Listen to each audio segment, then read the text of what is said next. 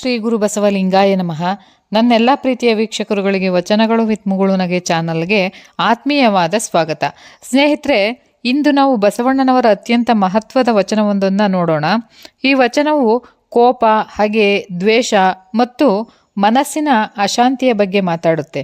ಇಂದಿನ ಜಗತ್ತಿನಲ್ಲಿ ಅನೇಕ ಸಂಬಂಧಗಳು ಮುರಿಯಲು ಕಾರಣ ಕೋಪ, ಕುಟುಂಬಗಳು ಒಡೆಯಲು ಕಾರಣ ಕೋಪ, ಸ್ನೇಹಗಳು ಕಳೆದು ಹೋಗಲು ಕಾರಣ ಕೋಪ. ಒಮ್ಮೆ ಕೋಪ ಬಂದರೆ ಅದು ಸಹಜ, ಆದರೆ ಅದನ್ನು ಮನಸ್ಸಿನಲ್ಲಿ ಉಳಿಸಿಕೊಂಡು ಹಾಗೇಗೆ ತಿರುಗಿಸಿದರೆ ಜೀವನವೇ ವಿಷವಾಗುತ್ತೆ ಅಂತ ಹೇಳ್ತಾರೆ. ಅಂತಹ ಒಂದು ವಚನವನ್ನು ನೋಡೋಣ ಸ್ನೇಹಿತರೆ. ಮುನಿದೆ ಆದರೆ ಒಮ್ಮೆ ಜರಿದರೆ ಸಾಲದೆ, ಅಕಟಕಟ ಮನದಂಗೆ ಮಾರುಗುಡುವರೆ, ಹಾಗೇಗೆ ಮಾರು ಕೊಟ್ಟು ನಿನ್ನವರ ನೊಪ್ಪಿಸುವರೆ ಕೂಡಲ ಸಂಗಮ ದೇವ. ನೋಡಿ ಎಷ್ಟು ಚೆನ್ನಾಗಿದೆ. ಮುನಿದೆ ಆದರೆ ಒಮ್ಮೆ ಜರಿದರೆ ಸಾಲದೆ. ಮುನಿಯುವುದು ಅಂದರೆ ಏನು? ಕೋಪಗೊಳ್ಳುವುದು. ಬಸವಣ್ಣನವರು ಹೇಳ್ತಾರೆ, ಮನುಷ್ಯನಿಗೆ ಕೆಲವೊಮ್ಮೆ ಕೋಪ ಬರಬಹುದು, ಅದು ಸಹಜ. ಆದರೆ ಆ ಕೋಪವನ್ನು ಹಿಡಿದಿಟ್ಟುಕೊಂಡು ವರ್ಷಗಟ್ಟಲೆ ಬದುಕುವುದು ತಪ್ಪು. ಒಮ್ಮೆ ಕೋಪ ವ್ಯಕ್ತಪಡಿಸಿ ನಂತರ ಮರೆತು ಬಿಡಬೇಕು. ಈಗ ಒಂದು ಎಕ್ಸಾಂಪಲ್ ಹೇಳೋದಾದರೆ, ಚಿಕ್ಕ ಮಕ್ಕಳು ಜಗಳ ಆಡ್ತಾರೆ, 5 ನಿಮಿಷದ ನಂತರ ಮತ್ತೆ ಒಟ್ಟಿಗೆ ಆಟ ಆಡ್ತಾರೆ. ಆದರೆ ದೊಡ್ಡವರು ಒಂದು ಮಾತಿಗೆ ವರ್ಷಗಳ ಕಾಲ ದ್ವೇಷವನ್ನು ಇಟ್ಕೊಳ್ತಾರೆ. ಇಲ್ಲೇ ಇರೋದು ನೋಡಿ ಸಮಸ್ಯೆ. ಜೀವನದ ಪಾಠ ಹೇಗಿರಬೇಕಂದ್ರೆ, ಕೋಪ ಕ್ಷಣಿಕವಾಗಿರಬೇಕು, ಹಾಗೆ ಶಾಶ್ವತವಾಗಬಾರದು. 2ನೇ ಸಾಲಲ್ಲಿ ಹೇಳ್ತಾರೆ, ಅಕಟಕಟ ಮನದಂಗೆ ಮಾರುಗುಡುವರೆ. ಮಾರುಗುಡುವುದು ಅಂದರೆ ಏನು? ಮನಸ್ಸನ್ನು ತಪ್ಪು ದಾರಿಯಲ್ಲಿ ನಡೆಸುವುದು. ಕೋಪ ಬಂದಾಗ ಮನಸ್ಸು ಸರಿಯಾದ ನಿರ್ಧಾರವನ್ನು ತೆಗೆದುಕೊಳ್ಳುವುದಿಲ್ಲ. ಕೋಪ ಬಂದಾಗ ಸತ್ಯ ತಪ್ಪಾಗಿ ಕಾಣುತ್ತೆ, ಒಳ್ಳೆಯವರು ಕೆಟ್ಟವರಂತೆ ಕಾಣ್ತಾರೆ, ಸಂಬಂಧಗಳು ಭಾರವಾಗುತ್ತೆ. ಆದರೆ ಒಂದು ಕತೆ ಹೇಳಬೇಕಂದ್ರೆ, ಇಲ್ಲಿ ಒಬ್ಬ ವ್ಯಕ್ತಿ ಕೋಪದಲ್ಲಿ ತನ್ನ ಸ್ನೇಹಿತನನ್ನು ಅವಮಾನಿಸಿದ. ಕೆಲವು ದಿನಗಳ ನಂತರ ತನ್ನ ತಪ್ಪು ಅರಿವಾಯಿತು, ಆದರೆ ಮಾತು ಹಿಂದಕ್ಕೆ ಬರಲಿಲ್ಲ, ಸಂಬಂಧ ಮುರಿಯಿತು. ಬಸವಣ್ಣನವರ ಒಟ್ಟಾರೆ ಸಂದೇಶ ಏನಂದರೆ, ಕೋಪದ ಸಮಯದಲ್ಲಿ ನಿರ್ಧಾರವನ್ನು ತೆಗೆದುಕೊಳ್ಳಬೇಡಿ, ಕೋಪದ ಸಮಯದಲ್ಲಿ ಮಾತಾಡಬೇಡಿ, ಕೋಪ ಕಡಿಮೆ ಆದ ಮೇಲೆ ಯೋಚಿಸಿ ಮಾತಾಡಿ ಅಂತ ಹೇಳ್ತಾರೆ. 3ನೇ ಸಾಲಲ್ಲಿ ಹೇಳ್ತಾರೆ, ಹೇಗೆ ಮಾರುಗೊಟ್ಟು ಅಂದರೆ ಕೋಪಕ್ಕಿಂತ ಅಪಾಯಕಾರಿ ಹಾಗೆ. ಕೋಪ ಕೆಲವು ಕ್ಷಣ, ಆದರೆ ಹಾಗೆ ಕೆಲವು ವರ್ಷ, ಕೆಲವರಲ್ಲಿ ಜೀವಮಾನ.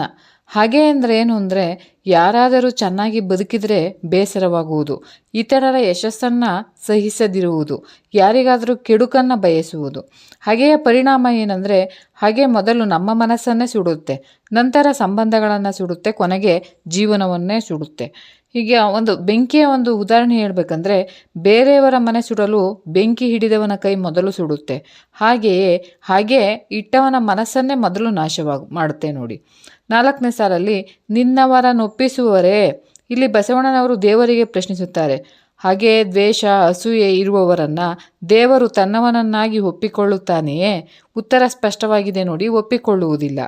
ದೇವರಿಗೆ ಇಷ್ಟವಾಗುವುದು ಪ್ರೀತಿ, ಕ್ಷಮೆ, ದಯೆ, ಸಹನೆ, ವಿನಯ ಇವುಗಳು.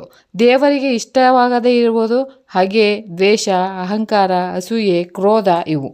ನಿಜವಾದ ಭಕ್ತ ದೇವಾಲಯಕ್ಕೆ ಹೋಗುವವನೇ ಭಕ್ತನಲ್ಲ, ಮನಸ್ಸಿನಲ್ಲಿ ಪ್ರೀತಿ ಹೊಂದಿರುವವನೇ ನಿಜವಾದ ಭಕ್ತ. ಇಂದಿನ ಜೀವನಕ್ಕೆ ಈ ವಚನದ ಮುಖಾಂತರ ಏನು ಸಂದೇಶ ಕೊಡ್ತಾ ಇದ್ದಾರೆ ಅಂದರೆ, ಈ ವಚನ ಇಂದಿನ ಸಮಾಜಕ್ಕೆ ಬಹಳ ಅಗತ್ಯ ನೋಡಿ. ಕುಟುಂಬದಲ್ಲಿ ಅಣ್ಣ ತಮ್ಮಂದಿರ ನಡುವೆ ಆಸ್ತಿ ಜಗಳ, ಗಂಡ ಹೆಂಡತಿಯ ನಡುವೆ ಮನಸ್ತಾಪ, ಬಂಧುಗಳ ನಡುವೆ ದ್ವೇಷ, ಇವೆಲ್ಲವೂ ಕೂಡ ಹಾಗೆಯಿಂದಲೇ. ಸಮಾಜದಲ್ಲಿ ಜಾತಿ ದ್ವೇಷ, ಧರ್ಮ ದ್ವೇಷ, ರಾಜಕೀಯ ದ್ವೇಷ ಇವುಗಳ ಮೂಲವೂ ಕೂಡ ಹಾಗೇನೆ ಅಂತ ಹೇಳ್ಬೋದು. ಇದಕ್ಕೆ ಬಸವಣ್ಣನವರು ಏನು ಪರಿಹಾರ ಕೊಡ್ತಾರೆ ಅಂದರೆ, ಕ್ಷಮಿಸಿ ಬಿಡಿ, ಮರೆತು ಬಿಡಿ, ಪ್ರೀತಿಸಿ ಮುಂದೆ ಸಾಗಿರಿ. ಒಂದು ಸುಂದರ ಉದಾಹರಣೆ ಹೇಳ್ಬೇಕಂದ್ರೆ, ಮರಕ್ಕೆ ಕಲ್ಲು ಹೊಡೆದರೂ ಅದು ಹಣ್ಣು ಕೊಡುತ್ತೆ, ನದಿ ಹಾಕಿದರೂ ಕೂಡ ನೀರನ್ನು ಕೊಡುತ್ತೆ, ಭೂಮಿ ತುಳಿದರೂ ಕೂಡ ಬೆಳೆಯನ್ನು ಕೊಡುತ್ತೆ. ಹಾಗೆಯೇ ಭಕ್ತನು ಪ್ರೀತಿಯನ್ನೇ ಕೊಡಬೇಕು. ಪ್ರಿಯ ಶರಣ ಬಂಧುಗಳೇ, ಈ ವಚನ ನಮಗೆ 4 ದೊಡ್ಡ ಪಾಠಗಳನ್ನು ಹೇಳುತ್ತೆ ನೋಡಿ. ಕೋಪ ಬಂದರೆ ಬೇಗ ಮರೆತು ಬಿಡಿ, ಮನಸ್ಸನ್ನು ಕೋಪದ ಕೈಗೆ ಒಪ್ಪಿಸಬೇಡಿ, ಹಾಗೆಯನ್ನು ಬೆಳೆಸಿಕೊಳ್ಳಬೇಡಿ, ಪ್ರೀತಿ ಮತ್ತು ಕ್ಷಮೆಯನ್ನು ಬೆಳೆಸಿಕೊಳ್ಳಿ ಅಂತ ಹೇಳ್ತಾರೆ.